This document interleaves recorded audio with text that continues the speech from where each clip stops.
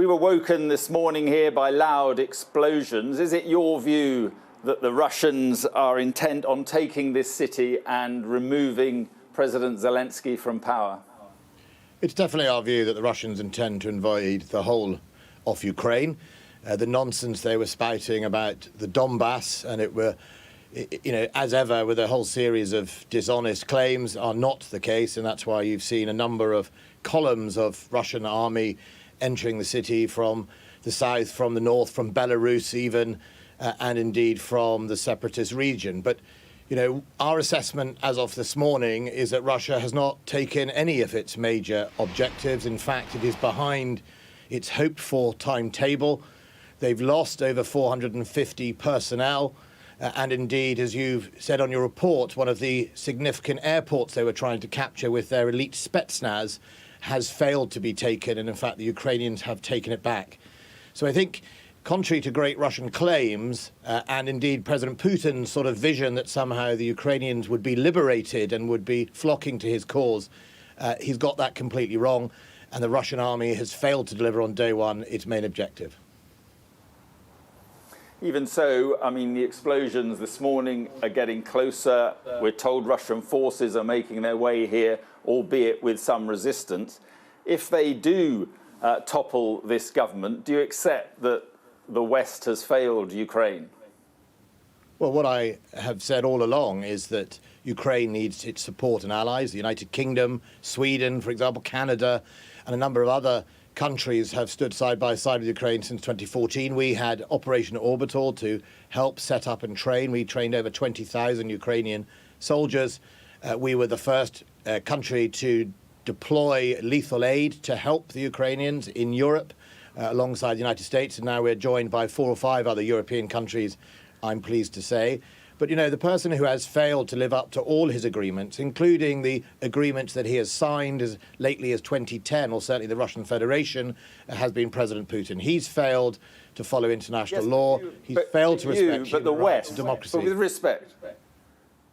No, with respect. The West has failed to persuade President Putin that the price of invasion is too high. I wrote an article in January that President Putin was beyond this type of persuasion. President Putin, I said, and got criticised at the time, there was a whiff of Munich about President Putin, and it wasn't about the bit about appeasement I was referring to. I was referring that in the Munich in 1938, Adolf Hitler all along had a plan to invade parts of Europe, and all the diplomacy was about a straw man sort of attempt by him to buy time. Putin has been set on this for many, many months, and certainly over a year. And I think that's why, it doesn't matter how much effort we made, and we all made unbelievable amounts of effort. We saw President Macron go, with my Prime Minister, regularly spoke to Putin. Didn't matter. As we're seeing today, it's not about the Donbass, it's not about a minority, it is about a greed to subsume Ukraine into the Russian Federation, or indeed for President Putin to land grab in a way he modelled himself. Right, but if you saw it coming a year ago, months ago, shouldn't the West and NATO have been more prepared for this? Let me just read you what President Zelensky, who is in this city, we think somewhere, probably in his bunker somewhere, let me read you what he said this morning. He said, "We are defending our state alone. Like yesterday, the world's most powerful forces are watching from afar." As a military man, how does that make you feel? Well, what it makes me feel is the same thing that many, many people in the West felt, which was what you are seeing on your cameras today is illogical. President Putin didn't need to do this. He didn't need to occupy, which he's doing right now, a sovereign country. None of it stacked up. None of the reasons why he would do it would stack up. A few of us felt that, again, I made a few comments the other day about President Putin.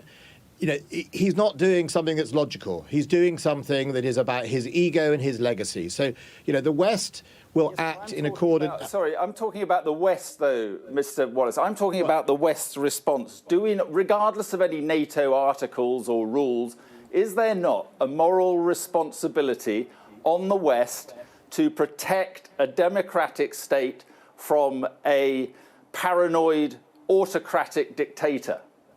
Isn't that just basic humanity, and isn't that a moral mission? Well, it absolutely is a moral mission, which is why we have taken the step of some of the toughest sanctions to be placed on Russia are going in now. It's not working.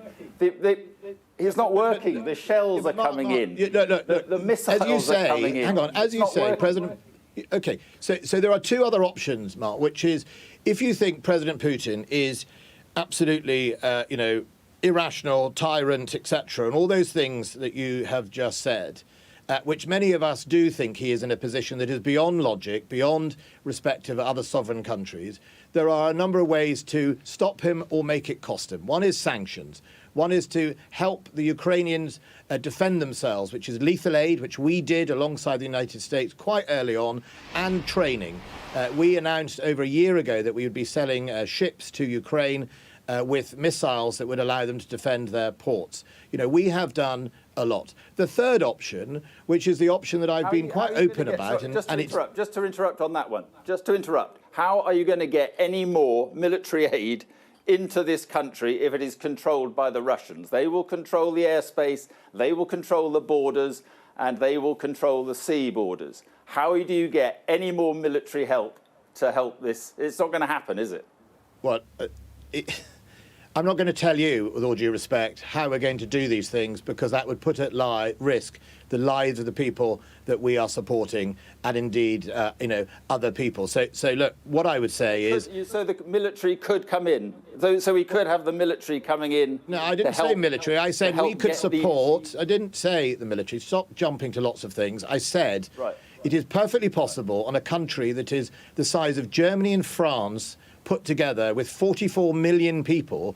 Russia does not control the whole of Ukraine at all. Russia, as I said this morning, has failed in its day one objectives. Russia, with its Spetsnaz, its so-called elite, hasn't even been able to take an airport that it took yesterday. Russia has lost significant amounts of armour and people. The Ukrainians are fighting, and they are fighting brave. It is perfectly possible for countries around Europe and the world, in fact, I do agree with you, it is their moral duty to help the Ukraine. It is perfectly possible to continue to support Ukraine as we speak, as you are standing in Kiev, to make sure that we give them all the aid, whether it is non-lethal aid or where possible it is defensive lethal aid, to help them defend themselves. That is possible. Ukraine has a lot of fight in it. You've seen that over the night.